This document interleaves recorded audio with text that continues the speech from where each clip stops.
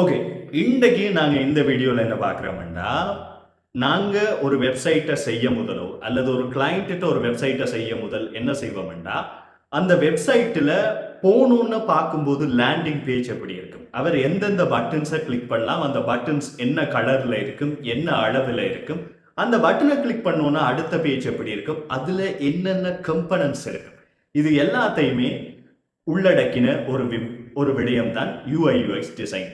காலகாலமா அதை என்னத்துல செய்து கொண்டு வரோம்னா ஃபிக்மான்ற டூல்ல செய்தனாங்க. 2025ஆம் ஆண்டு கூகுள் வந்து ஸ்டிச் எனப்படுகின்ற ஒரு டூலை அறிமுகப்படுத்துறாங்க. அப்படி அறிமுகப்படுத்தின டூல் வந்து நீங்க உங்களுக்கு என்னத்துக்காக ஒரு வெப்சைட் செய்யறீங்க, அதுல என்னென்ன ஃபீச்சர்ஸ் இருக்கு, அது என்ன தீமில அமையணும்னு சொன்னாலே அதுக்கேத்த மாதிரி நீங்க ஃபிக்மால கிரியேட் பண்ணக்கூடிய UI UX டிசைனர் ஏஐயே கிரியேட் பண்ணி தரக்கூடிய மாதிரி ஒரு டூல் தான் இந்த ஸ்டிச் என்ற டூல். மார்ச் மாதம் 18ஆம் தேதி இந்த வருஷம் வந்து அதுக்கு ஒரு பெரிய அப்டேட் வந்திருக்கு. உங்களுக்கு தெரியும் ஏஐல வந்து இந்த UI UX ஜெனரேஷன் மாத்திரம் இல்ல, இமேஜ் ஜெனரேஷன்ல கூட இருக்கிற பிரச்சனை ஒருக்கா ஜெனரேட் ஆகிக்க ஒரு சின்ன பிழை இருந்துச்சுன்றாலும் அதை திருத்துறதுக்கு நீங்க ப்ராம்ப்டா கொடுத்தோன்னா ஏற்கனவே சரியா இருக்கிற விஷயங்கள் மாறும். அதை தீர்க்கிறதுக்காக இப்ப ஒரு பெரிய ஒரு கேன்வாஸ் உங்களுக்கு தந்திருக்காங்க. நீங்க ஜெனரேட் பண்ணக்கூடிய இமேஜ்ல எது பிழையா இருக்குதோ அதை உங்களால எடிட் பண்ண முடியும். உதாரணமாக ஒரு ஃபோம் இந்த எண்டில் ஃபினிஷ் இருக்குன்னா அந்த டெக்ஸ்ட்டை நீங்கள் ஃபினிஷ்க்கு பதிலாக ஜபிட்டா மாற்றணும்ட்டா உங்களால் அதை கிளிக் பண்ணி எடிட் பண்ணிக்கொள்ள முடியும்.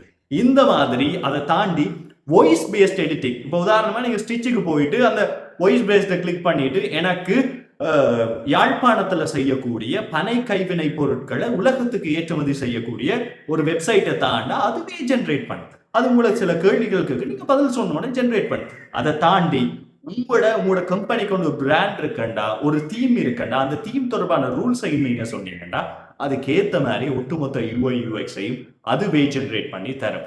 இந்த டூல் எப்படி இருக்குன்னு பார்க்கறதுக்காக நான் ஏற்கனவே சொல்லி இருக்கக்கூடிய பனை கைவினை பொருட்களை உற்பத்தி செய்து உலக சந்தைக்கு கொண்டு போறதுக்கான ஒரு UI UX செய்த வீடியோ நான் கதைச்சு முடிஞ்சோன்னே இதே ஸ்கிரீன்ல வரும். இன்ட்ரெஸ்ட் இருக்கிறார்கள் அதை பாருங்க.